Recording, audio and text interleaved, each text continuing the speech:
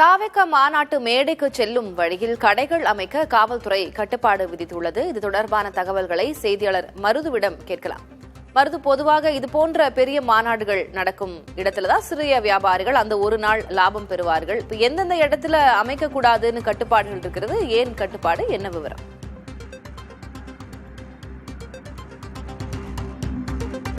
மதுரையில் தாவேகாவின் மாநில மாநாடு என்பது பாரபத்தி பகுதியில் நாளை நடைபெற இருக்கிறது. இதற்காக பாரபத்தி பகுதியில் இருக்கக்கூடிய இந்த தனியார் மைதானத்தில் பிரம்மாண்டமாக மேடை என்பது அமைக்கப்பட்டிருக்கிறது. இந்த மேடையை சுற்றி கிட்டத்தட்ட 100க்கும் மேற்பட்ட சிறு வியாபாரிகள், அதாவது உணவகம், உடல் குளிர்பாதனம், டி ஷர்ட் மற்றும் கட்சி கொடிகள் இருக்கக்கூடிய கடைகள் என 100க்கும் மேற்பட்ட கடைகள் என்பது தற்போது அமைக்கப்பட்டிருக்கிறது. மேலும் பல கடைகள் தற்போது அமைத்துக் கொண்டிருக்கிறார்கள். இந்த நிலையில் தற்போது இந்த மேடைக்கு முன்பகுதி இருக்கக்கூடிய பகுதிகளில் கடைகள் அமைக்கக்கூடாது என காவல்துறை தரப்பில் ஒரு அறிவுரை வழங்கிட்டு இருக்கார்கள். ஏனென்றால் லட்சக்கணக்கான தொண்டர்கள் வரக்கூடிய பகுதி என்பதால் இங்கு போக்குவரத்து பாதிப்பு ஏற்படும். ஆக இந்த பகுதியில் கடைகளை அமைக்கப்பட வேண்டாம், வேறு பகுதி, அதாவது கடைகள் அமைப்பதற்கான ஒரு குறிப்பிட்ட பகுதி ஒதுக்கீடு செய்திருக்கிறோம், அந்த பகுதியில் அமைங்கள் என தொடர்ந்து அறிவுரை என்பது வழங்கி வருகிறார்கள். மேலும் இங்க இருக்கக்கூடிய கடை உரிமையாளர்கள் ஒரு சில குற்றச்சாட்டுகளை முன்வைத்திருக்கிறார்கள். ஏனென்றால் இங்க இருக்கக்கூடிய கடை உரிமையாளரிடம் சிலர் இது எங்களுடைய இடம், இங்கு கட்டாயம் கட்டணம் செலுத்திதான் இங்கு கடையை அமைக்க வேண்டும் என கட்டாயப்படுத்துவதாக ஒரு குற்றச்சாட்டு இருந்திருக்கிறது. இது குறித்து இந்த பகுதியை சேர்ந்த ஒரு கடை உரிமையாளர் இருக்கார், நம்ம கேட்கலாம். சார் வணக்கம் சார், யாருக்கு அவங்ககிட்ட வந்து காசு கேட்கிறாங்கன்னு ஒரு குற்றச்சாட்டு வந்திருக்கு, உண்மையா? அதை பத்தி அதாவது இங்க லோக்கல்ல ஒருத்தர் ஒரு பச்சை வேட்டி வெள்ளை சட்டை கட்டியிருக்காரு. நாங்க கோயம்புத்தூர்காரவங்க, யாருமே கடை போடக்கூடாது, நாங்க டோக்கன் போட்டு கொடுத்ததுக்கு பின்னாடி நீங்க போடுங்க, நாங்க டோக்கன் போடுறது எது போடாதீங்க அப்படின்றாங்க. அவங்க சொன்னதுக்கு பின்னாடி நாங்க போடத்தான் செய்வோம் அப்படின்னு சொல்லிட்டு எல்லாரும் போட்டுக்கிட்டு இருக்கோம். அதுக்கடுத்து போலீஸ்காரங்க வந்து போட விடாம விரட்டுறாங்க, அங்கேயும் இங்கேயும் விரட்டி விடுறாங்க. இதுக்கு முன்னாடி வேற மாநாட்டுக்கு போயிருக்கீங்களா? அங்க கட்டணம் செலுத்திருக்கீங்களா? இங்கதான் ஃபர்ஸ்ட் டைமா? எந்த மாநாட்டுக்குமே போனதில்ல. திருவிழாக்களுக்கு போனா அந்த திருவிழா குத்தகை, திருவிழா டெண்டர் விடக்கூடிய இடம் கோயில்கள்ல மட்டும் வசூல் வாங்குவாங்க.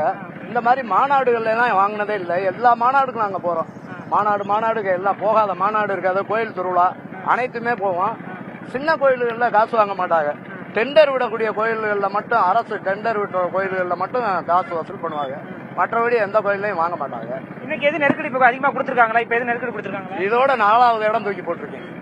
ஆமா, இந்த இடம் போடாதையே, நாங்க டோக்கன் போடுவோம், டோக்கன் போட்டதுக்கு பின்னாடி நீங்க போடுங்க, நாங்க சொன்னதுக்கு பின்னாடி போடுங்க அப்படின்றாங்க. நாங்க போட்டதுக்கு பின்னாடி அவங்க போய் போலீஸ்ல சொல்லிடுறாங்க.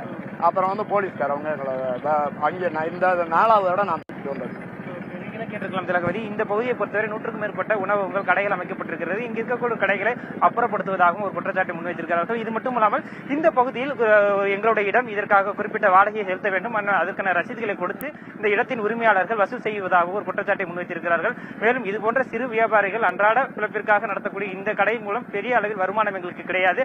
ஆக இதனை நாங்கள் ஒவ்வொரு முறையும் கோவில் திருவிழாவாக இருக்கட்டும், மாநாடுகளாக இருக்கட்டும், அங்கு இலவசமாக தான் அமைத்திருக்கிறோம். அதே போன்று இந்த பகுதியில் இலவசமாக அமைக்க எங்களுக்கு அனுமதி வழங்க வேண்டும். மேலும் காவல்துறை வழங்கக்கூடிய அந்த பகுதியில் மட்டுமே பொதுமக்களுக்கு இடையூறு இல்லாமல் வழங்குகிறோம் என்ற ஒரு கோரிக்கையும் அந்த பகுதியை சேர்ந்த வியாபாரிகள் வைத்திருக்கிறார்கள்.